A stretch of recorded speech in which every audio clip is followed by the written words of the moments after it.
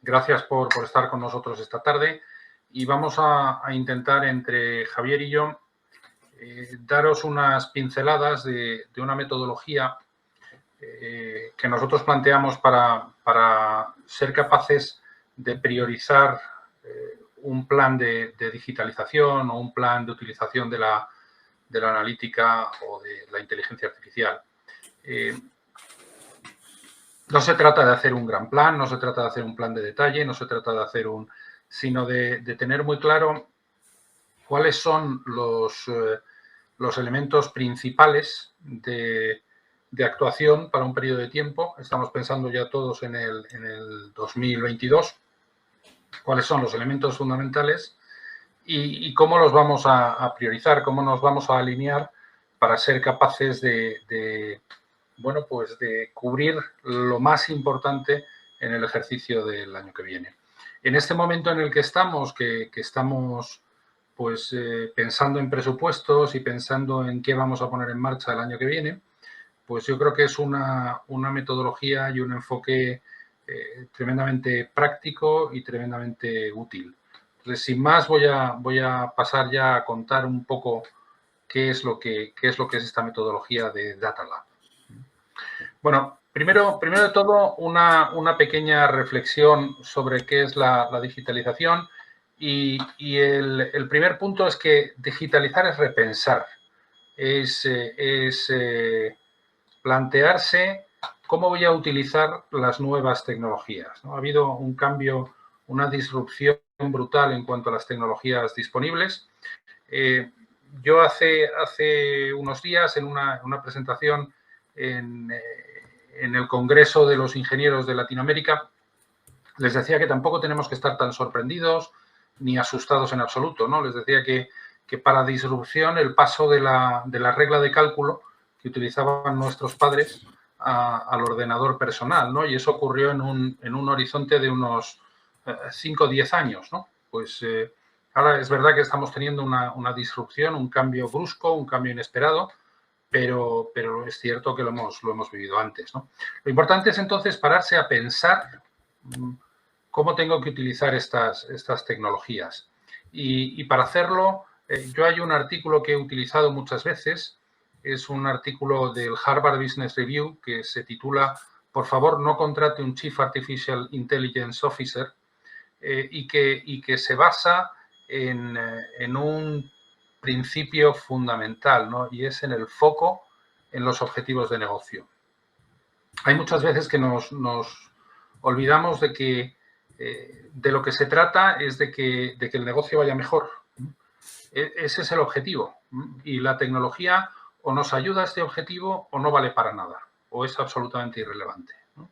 De manera que no es interesante o no es importante tener un súper experto, o no es necesario, es decir, un súper experto en todas estas tecnologías al inicio. Es interesante y es importante que todo aquello que vayamos a iniciar se concentre en cómo voy a tener mejores resultados de negocio, en cómo voy a conseguir que mi negocio vaya mejor, ¿no? Y lo que busca precisamente esta herramienta de la que estamos hablando esta tarde es el conseguir que esto se alinee, que se alinee la tecnología con los objetivos de negocio. Bueno, es un planteamiento muy sencillito. Lo que busca es lo que los expertos llaman encontrar casos de uso para aplicar, es decir, oportunidades que podemos poner en marcha y que son viables para ser capaces de poner en marcha nuestro programa o nuestro plan de digitalización, ¿no? La primera parte es un pre-work, es una tarea que hay que hacer, unos deberes que hay que hacer al principio y un trabajo pues casi individual para luego hacer un workshop en el que tienen que asistir las personas de más alto nivel en la organización, en el área en el que estemos hablando. Si estamos hablando de operaciones, en el área de operaciones, y estamos hablando de toda la compañía, en toda la compañía, ¿no?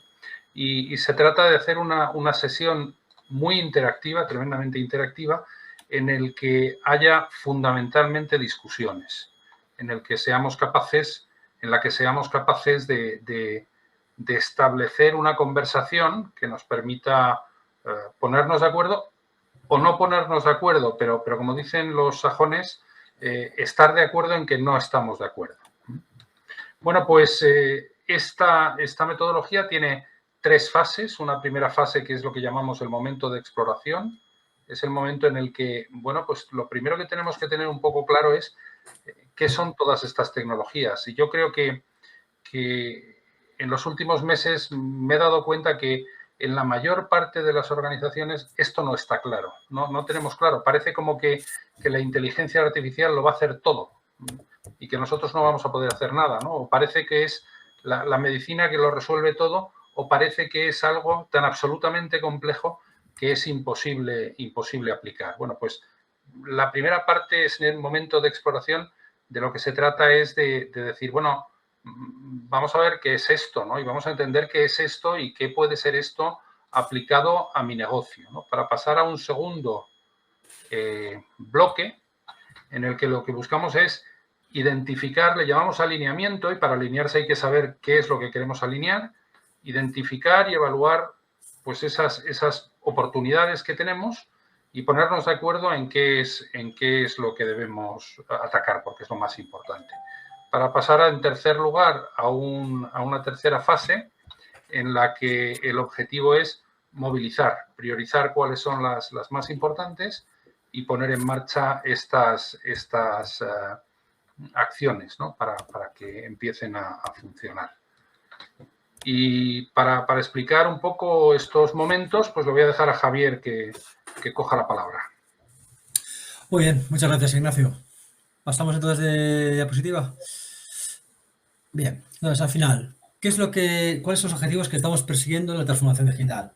Pues al final, 3 objetivos claros. El primero, obtener una eficiencia operacional. Es decir, al final, esta transformación digital nos tiene que llevar a ser más eficientes, a hacer de una forma, vamos a decir, mejor los procesos que hay, transformando los procesos y la operativa que tenemos, vamos a ser capaces de conseguir pues, una mayor eficiencia. Segunda parte, eso tiene que incidir en un incremento de ingresos, es decir, está muy bien el evolucionar, pero el evolucionar tiene que tener un rédito de ingresos. Y tercero, que sirva como un catalizador en el desarrollo de productos y servicios nuevos que permitan al negocio evolucionar hacia planos donde antes no abordaba. Y ahí toman parte todo el tema de datos y algoritmia. Pasamos el slide, por favor. A lo mejor las puedo pasar yo, te molesto. Creo que sí. Grados de madurez en la transformación. Bien, esto, lo primero que hay que evaluar es, oye, ¿dónde está mi empresa? ¿Y dónde quiero llegar? Por supuesto, ¿no? Entonces, la primera parte puede ser simplemente sustituir, ir de una forma muy táctica, sustituyendo diferentes componentes por unas más evolucionadas, que corresponden a las nuevas arquitecturas, a las nuevas corrientes. ¿Bien? Otra segunda fase que podemos hablar es la fase de extensión, ¿bien? En la cual ampliamos de una forma significativa el uso de las funciones actuales, ¿bien? Introduciendo esas palancas de transformación. Y la tercera, una madurez en la cual ya lo que queremos es transformar completamente nuestro negocio. Es decir, ya no nos queremos anclar en paradigmas antiguos, queremos ir hacia estas nuevas corrientes, ¿bien? Y sería el grado de madurez en el cual ya implica este cambio. ¿Cómo vamos a conseguirlo? Bien, el marco tecnológico, pues bien, una de las grandes palancas que tenemos para introducirnos en la transformación digital es los algoritmos. Bien, dentro del algoritmo hay mucha confusión, ¿no? Se habla que los datos es el nuevo petróleo de las empresas. Yo siempre digo que, al igual que ahora mismo un activo de una empresa pueden ser pues los inmuebles, las cuentas corrientes, los empleados. También en el futuro, uno de los activos que tendrán las empresas y consideran cuando se haga una due diligence de una empresa serán los datos, la información que tiene de sus procesos. ¿Cómo se explotan esta información? Bien, pues hay diferentes técnicas, ¿no? Podemos hablar de inteligencia artificial, que al final puede ser el término más general, que al final nos describe qué técnicas nos permiten a las máquinas replicar la inteligencia humana, bien, utilizando lógica y pudiendo asemejarse al razonamiento, ¿no? Dentro de la inteligencia artificial podemos hablar de machine learning, que al final es un subconjunto que incluye tanto técnicas estadísticas como probabilísticas y lo podemos utilizar, por ejemplo, para desarrollar un modelo de fuga, de abandono, de que una máquina se averíe en los próximos 15 días, ¿bien? De cuánto tiempo va a transcurrir hasta que este patrón se produzca. Bien, o Deep Learning. Deep Learning sobre todo se asocia con redes neuronales, se asocia con imágenes, con reconocimiento de textos, es decir, aquellas técnicas de aprendizaje profundo que nos permiten reconocer patrones altamente complejos, ¿no? Y sistema cognitivo al final es poner todo en contexto, es la aplicación conjunta de la inteligencia artificial, tanto aprendizaje Deep Learning como conseguir que las máquinas piensen como lo haríamos las personas, ¿no? Dentro de las técnicas podemos hablar de técnicas de Machine Learning, que se dividen en tres subconjuntos: supervisado, no supervisado, y técnicas de Reinforcement Learning, de aprendizaje de refuerzo. Aprendizaje supervisado es cuando yo tengo información de qué eventos me han dado qué características me han dado para suceder cierto evento, como puede ser la probabilidad de que una máquina se averíe. No supervisado, como puede ser una segmentación de componentes, de empleados, aprendizaje por refuerzo es aprender según se va equivocando en base a unas restricciones. Y al final esto, como viene aquí en la slide fácil, tenemos mucha información, muchos datos, desde el principio vienen no estructurados, vienen apilados como si fuera un montón de legos. Lo siguiente que tenemos que hacer es empezar a conocerlos, a estructurarlos, a gobernarlos, ¿vale? Una vez que los gobernamos, ya seremos capaces de analizarlos eficientemente y poder conocer qué información tenemos. Podemos hacer reporting, podemos transformarlos en información relevante para tomar decisiones de negocio y luego ya podemos accionarlos, que sería la parte de ya tenemos los legos en forma de casita. Bien. Momento de alineamiento. El momento de alineamiento, al final, ¿qué es lo que tenemos? Esto yo lo veo como una carta a los Reyes Magos, ¿no? Queridos Reyes Magos, ¿qué es lo que me gustaría tener que mi empresa, qué habilidades, qué competencias mi empresa adquiriera en este proceso de transformación digital? ¿Ve? Que pueden ir desde la visualización de datos, el desarrollo de la introducción de analítica dentro de mi modelo de negocio. Si estamos hablando de una fábrica, pueden ser, oye, mantenimiento predictivo, análisis de causa raíz, gestión de inventario, mejora de procesos. Es decir, hay un amplio abanico de nuevas capacidades que la inteligencia artificial nos va a permitir conseguir. ¿Bien? Pero claro, yo lo primero que tengo que hacer, y esto es lo más importante, es saber lo que estoy buscando, ¿no? Como decía Hal Einstein, nunca vas, si entras a una mina de diamantes y no sabes lo que es un diamante, difícilmente lo vas a encontrar, ¿no? Lo primero que tienes que saber es qué estás buscando, ¿no? Entonces, lo primero, en infinitivo, ¿qué quiero hacer, no? Por ejemplo, predecir la probabilidad de que una máquina de sellado produzca un fallo y se puede intervenir previamente por medio de un mantenimiento predictivo o reactivo. Ahora, ¿cómo lo voy a conseguir? ¿Qué herramientas tengo? Por medio de un modelo de inteligencia artificial. ¿Y qué impacto que voy a conseguir? Bien, anticiparme el fallo. O sea, lo importante al final es estar claro de qué quiero hacer, cómo lo voy a conseguir y qué es lo que lo quiero conseguir. Si me permites un segundo volver atrás, Javier. Sí. Este es el paso más, o uno de los pasos más importantes en este proceso, ¿no? El ser capaces de poner en una frase estos tres elementos, ¿no? ¿Qué quiero hacer? ¿Cómo lo voy a hacer? ¿Y qué voy a conseguir? ¿No? ¿Cuál es el resultado que voy a tener? ¿No? Y esto es fundamental porque sin tener estos tres elementos meridianamente claros, es muy difícil después priorizar, o es muy difícil después clasificar, o es muy difícil después poner energías, es muy difícil seguir adelante, ¿no? Entonces, una de las recomendaciones que yo siempre doy cuando hacemos este trabajo es decir, oye, tomaros vuestro tiempo en escribir las frases y en responder a las tres preguntas en una sola frase, reducida. No queremos escribir un libro, queremos escribir una frase y en que en un tuit seamos capaces de poner cuál es el objetivo. Genial. A ver. Ya vamos a irnos a la última fase, que es el movimiento de movilización.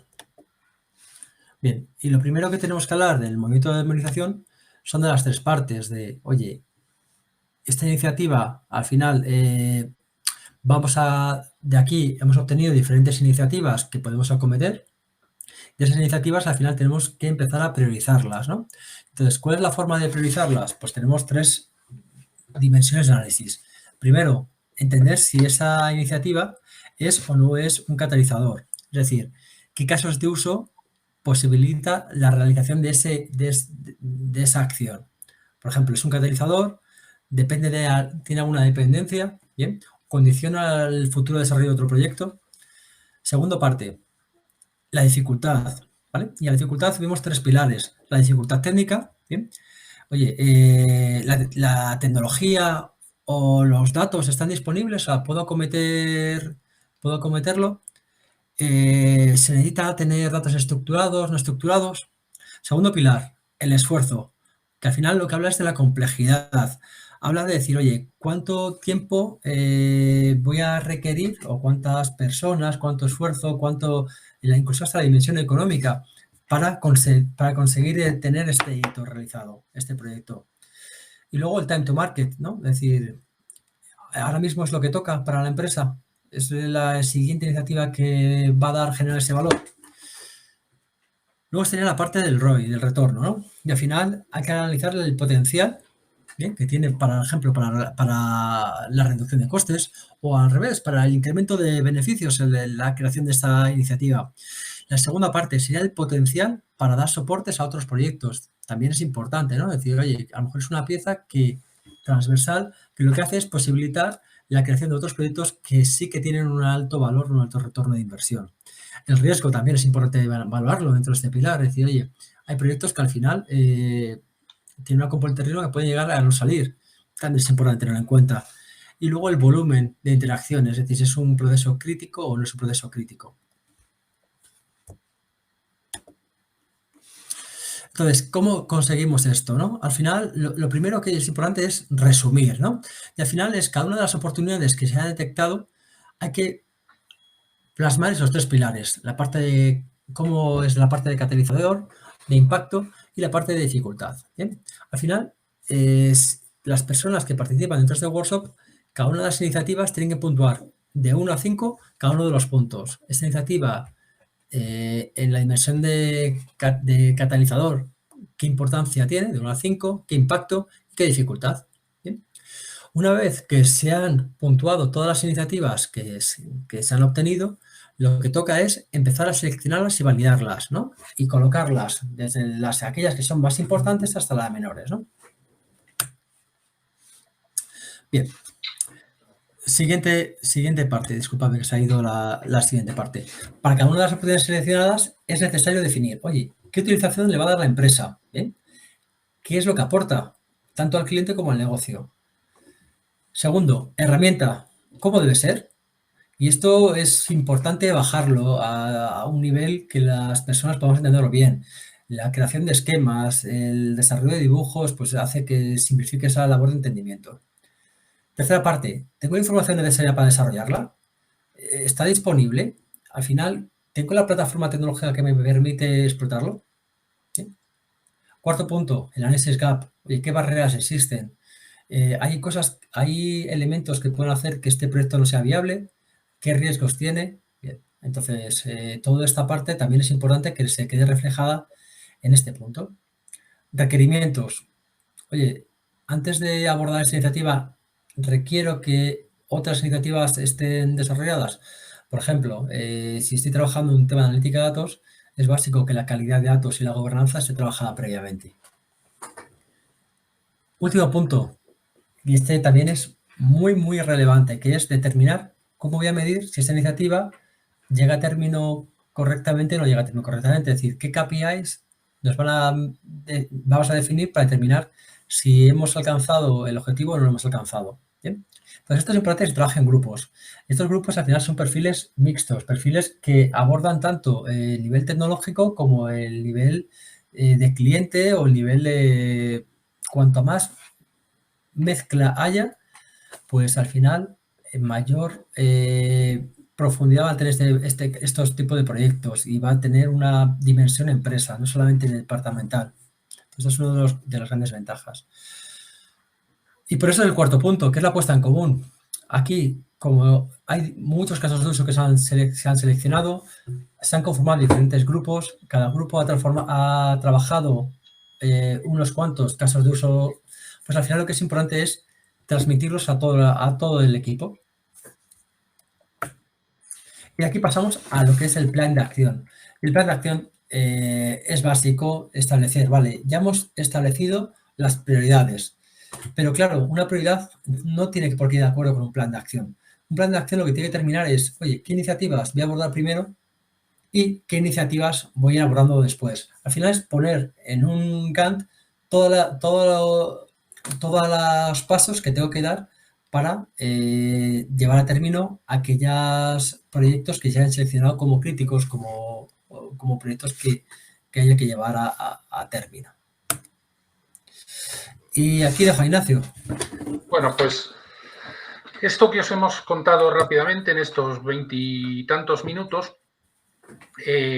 se consolida o se concreta en el último caso que hemos estado trabajando, que es en una empresa industrial, una gran empresa industrial multinacional, y que lo hicimos de una manera un poquito, a lo mejor no sé si no siguiendo tanto la ortodoxia, que habla de hacer esto en una sesión de un día, sino en dos sesiones, ¿no? La primera sesión se hizo, vaya raya he dibujado, la primera sesión se hizo el 28 de septiembre, en la que lo que se hizo fue ese momento de exploración del que hablábamos antes, ¿no? Esto fue una sesión telemática en la que un equipo de unas 15 o 20 personas por parte de la empresa estuvieron allí presentes y les hablamos con mucha más profundidad de lo que hemos hecho ahora, de qué es lo que aportan las nuevas tecnologías, no solo de inteligencia artificial, también de RPA, también de otras cuestiones, de ciberseguridad, de blockchain, etcétera, etcétera. Para poner como el marco de las tecnologías que están disponibles para la digitalización, ¿no? De esa sesión, en una parte un poco más dinámica, al final salieron 4 grandes líneas de trabajo.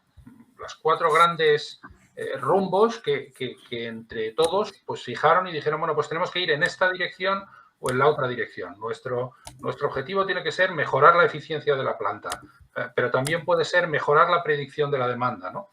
Bueno, pues esas 4 líneas de trabajo se trabajaron de manera individual durante el mes de octubre, de manera que cada una de las personas, y con unas reuniones semanales breves, de media hora o de 1 hora, lo que se hizo fue repasar y entender todo el escenario en el que estábamos trabajando. De manera que al final de esas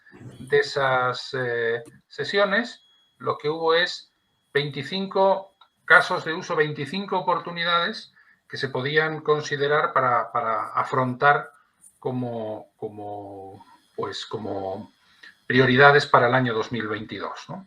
Y llegó por fin hace 2 días, ¿no? El 26 de octubre, en el que tuvimos ya el workshop, ¿no? Para terminar de concretar esto, ¿no? 25 cosas para hacer son muchas, sobre todo cuando estamos hablando de algo que es disruptivo, cuando estamos hablando de algo que va a cambiar la realidad de una manera importante, ¿no?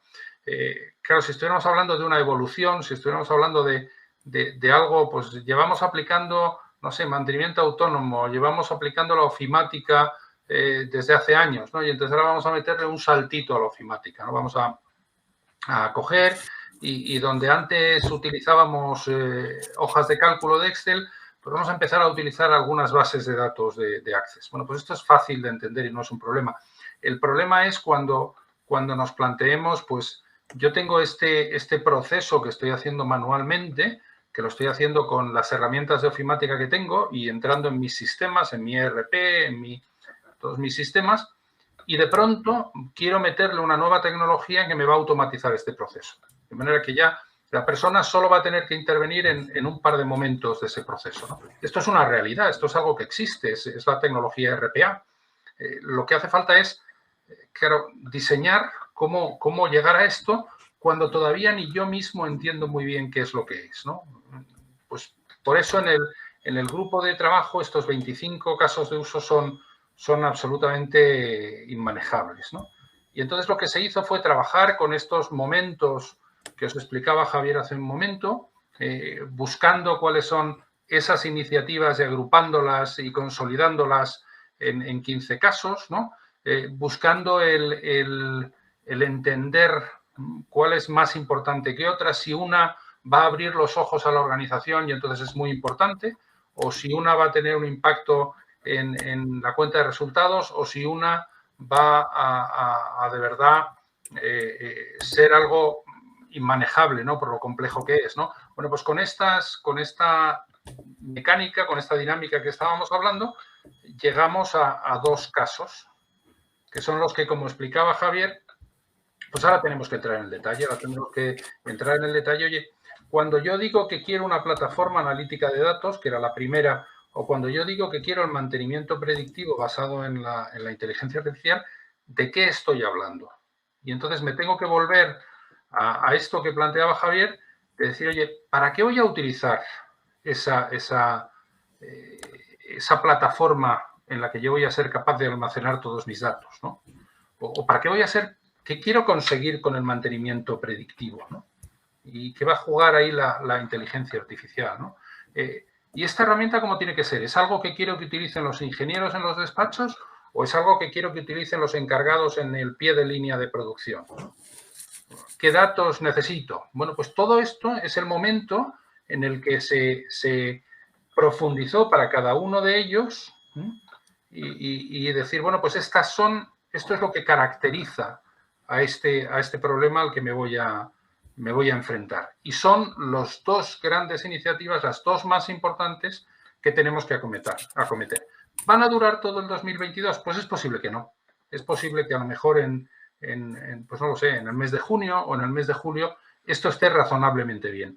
Pero este camino me habrá servido para aprender mucho sobre lo que es la aplicación de tecnologías disruptivas a mi proceso, para que ahora yo pueda repetir el ejercicio de una manera más conocedora, con más fundamento y que haga que mi resultado al final del año sea mucho más potente que hubiera sido de otra manera.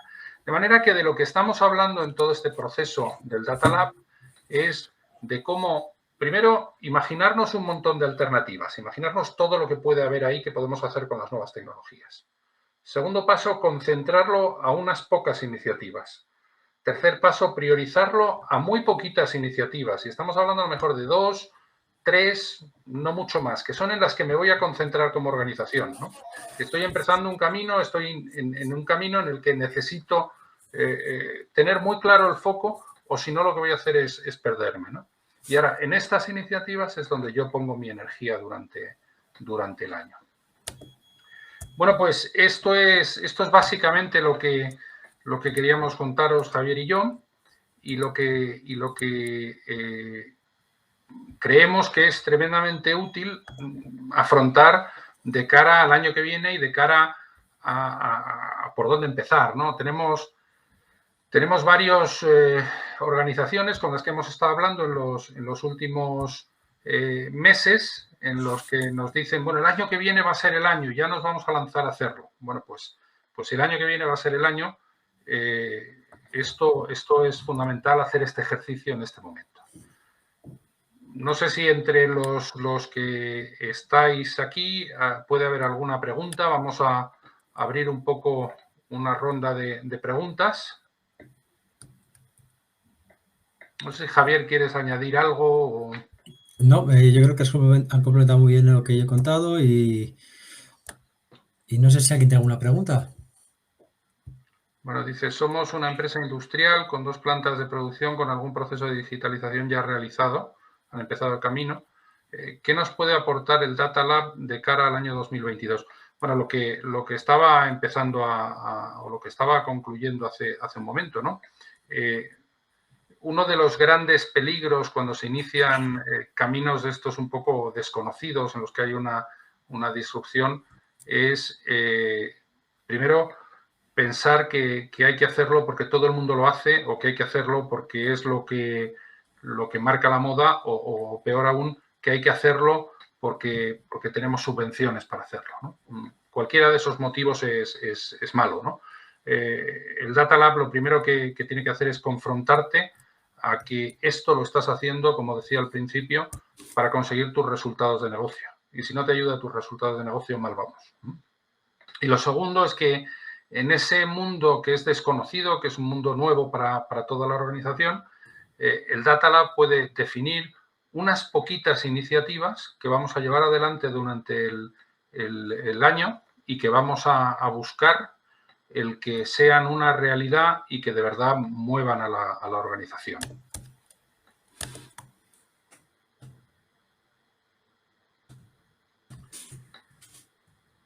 ¿Quiénes deben de participar en el Data Lab? Bueno, pues buena pregunta. Los máximos responsables del área en el que estemos hablando. Y tienen que estar. No es algo que pueda hacer una persona de un nivel inferior, ¿no? Si estamos hablando del área de comercial de una empresa, pues tiene que estar allí el director comercial y tienen que estar los directores de zona, tienen que estar los máximos responsables del área. ¿Por qué? Porque si no están ellos, difícilmente lo vamos a alinear con el negocio, y porque si no están ellos, difícilmente lo van a sentir o lo van a vivir como un tema suyo, ¿no? Como una prioridad suya, y es fundamental que lo sea. Si estamos hablando de operaciones, pues tiene que estar el director de fábrica, el director de mantenimiento, el director de operaciones, el director de calidad, toda esta gente, ¿no?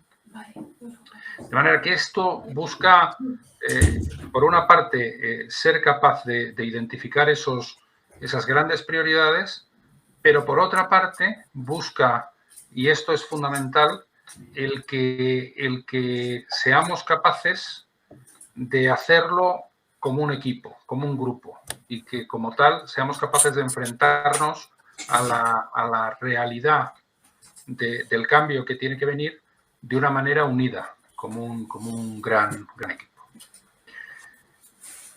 Bueno, son ya las 5 menos 25. No sé si puede haber alguna otra pregunta. Perdón, las 5 menos 25, sí. No sé si, Javier, tú quieres completar algo, y si no, para acabar en los 30 minutos, que es un poco nuestro compromiso, acabamos. No sé, Javier, ¿quieres completar algo? ¿Quieres añadir algo? No quiero complementar nada. Muchas gracias a los asistentes y nada, nos vemos en el próximo AgiTalk. Exactamente. Hasta la próxima. Gracias.